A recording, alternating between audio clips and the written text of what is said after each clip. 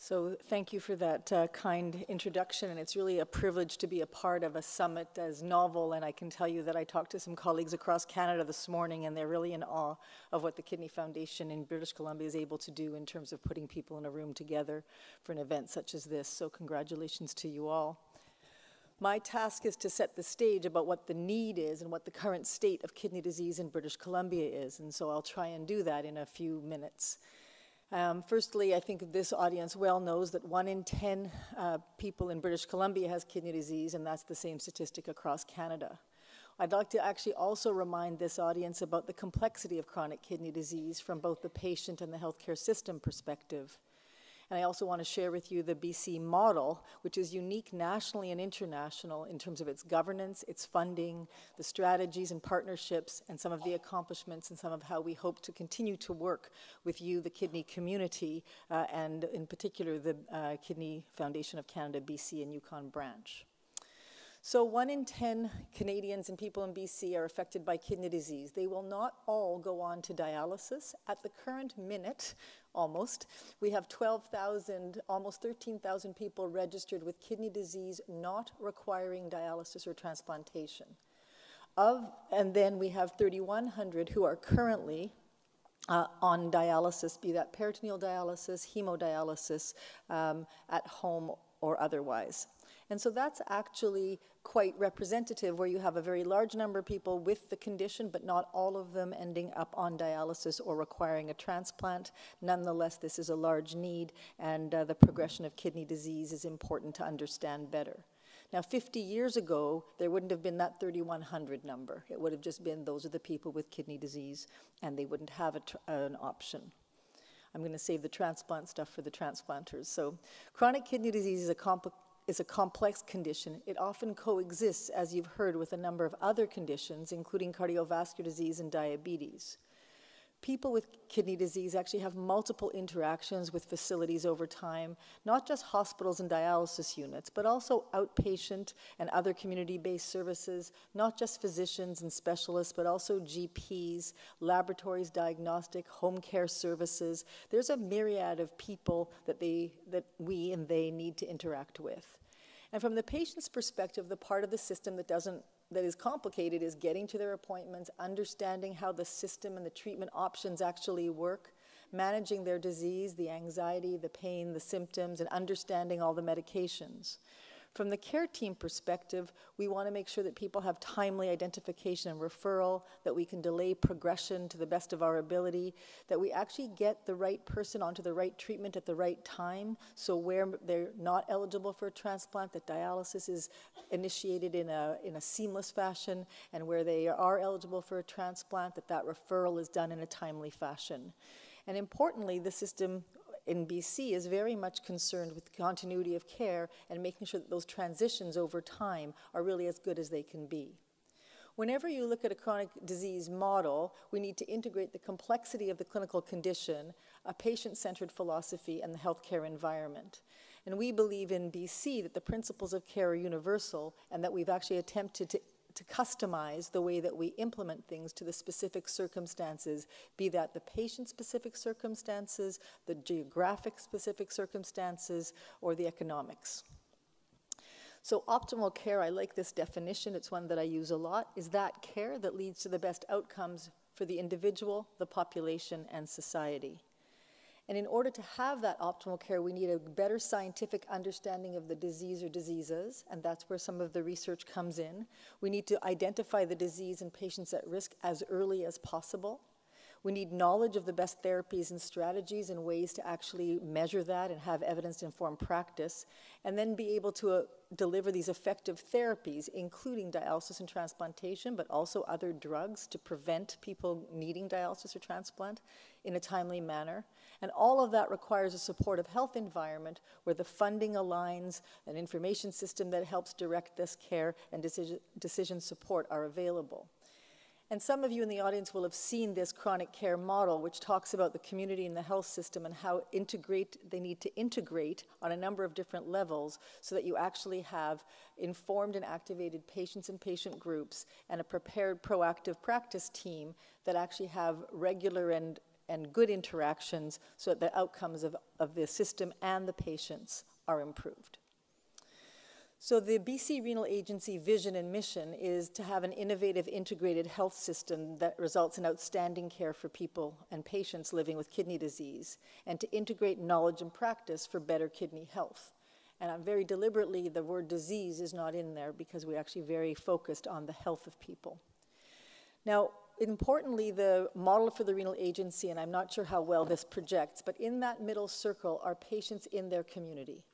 And that is any community they live in. People do not live and should not live within their disease. They should live within their community. Around their community are the regional health authorities, and within the regional health authorities are smaller subgroups called the renal health authority programs. And it's those programs that are there under the renal agency model to deliver the care at the appropriate time and place. And then the renal agency virtual structure actually reports up to the Provincial Health Services Authority, who in turn reports to the Ministry of Health. And we actually have the operational responsibility for program delivery is within the region, and we actually provide the virtual support and reporting structure that you see here. The network is diverse and truly provincial. There are 6 health authorities if one also includes Children's as its own health authority. There are 11 home hemo training sites, 12 peritoneal dialysis. For those of you not so familiar with kidney disease, these are home-based therapies for dialysis. There are 13 hospital dialysis units, 14 kidney care clinics, and 27 community-based dialysis units. And one of the things that we're trying to achieve is that if we're building dialysis units in small communities, then we've actually failed you because we haven't allowed delay of progression, nor have we gotten you a preemptive transplant. So one of our goals is not to continue to propagate as many community units as possible, but rather to step in earlier than that. And the network works because it's patient-focused, there's a matrix governance structure, and we have protected renal funding. This year's budget is $169 million for the year to supply services to everything, excluding transplantation, but leading up to it. We have provincial contracts, a dedicated information system, and a number of continuous quality improvement metrics that really help us to make sure that we really are doing what we want to do. There are a number of interrelated strategies, and we work in partnership. Certainly public awareness, professional education, influencing policy, and care delivery systems are all things that we actually are part of our strategy to improve outcomes, and of course supporting research either directly or indirectly. So the basic science is not done by the renal agency, but clinical and outcome-based research and metrics are supported both directly and indirectly, and that's something that's quite unique in terms of the country. Here are some numbers to give you a size of the need here. So these are from 2004, just a decade of numbers here that we actually have grown by almost 200% over the 10 years with an annual increase on base of 13%. So we are identifying people with early kidney disease at a rate of about 13%. You'll see that we've managed to increase home-based therapies a fair bit, but in general, our total dialysis population is only increasing by 3%. That says that we're getting people early, and it says we're probably also delaying progression, and those two things, I think, are very important as we move forward. Again, I've left the transplant statistics for the transplant guys to look over. So we've actually managed to impact growth of dialysis in this province significantly. So we've actually shown that early identification, having the right people at the right time, actually does delay. So we've got the smallest increase in dialysis over time than any province in Canada. We have the lowest number of dialysis stations, which means we have the highest number of home-based therapies, which are shown to lead to better outcomes and improve patient well-being and transportability.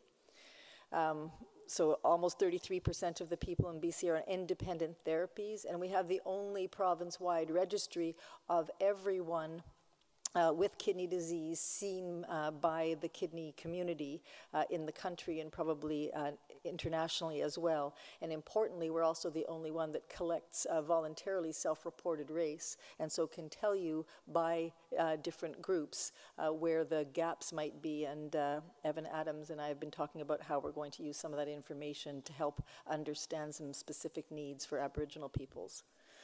BC provides the most extensive financial support. All renal medications when you're on dialysis are funded so that every patient has equitable access to the therapies that they need. And we actually have a medication safety or patient safety and drug safety is a very big deal for all people living with kidney disease. So we have a very important and sophisticated medication reconciliation. So we make sure that you're on the right drug and that it doesn't get mixed up when you come in and out of hospital. Not all places do that for people that are outpatients. And so that's been quite a feat, and thanks to the leadership of Dan Martin-Newson for that.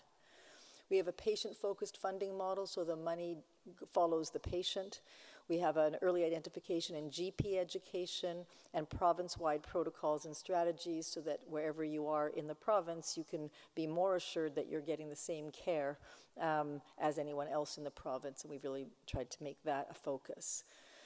So what we're trying to do is delay progression of kidney disease, optimize the outcomes of people on dialysis, foster independent, and really the focus of today's discussion in this room is to increase transplantation, but in our case, preemptive transplantation, so people don't need to go on to dialysis first.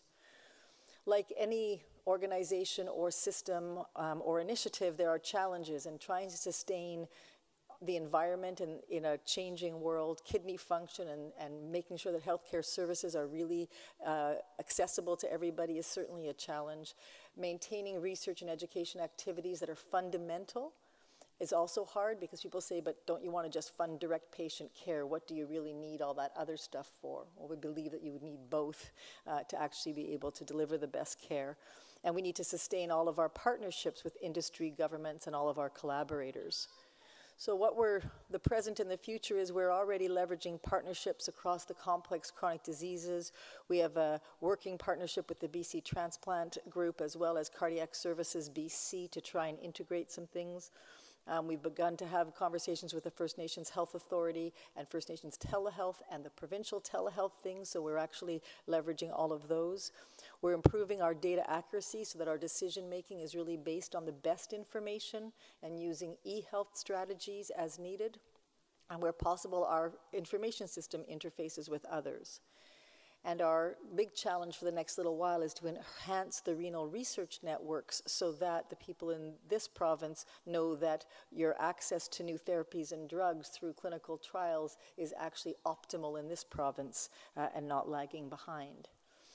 And so just to summarize and end there, I've tried to give you an overview of how large the problem is, 1 in 10 and 12,000 people with early kidney disease not on dialysis, that it's a complex condition with multiple interactions, that we really foster and believe in collaborative models of care and understanding, and that this is really about a continuum of care, of diagnosing, preventing, and ensuring the best treatment options. So thank you very much for your attention.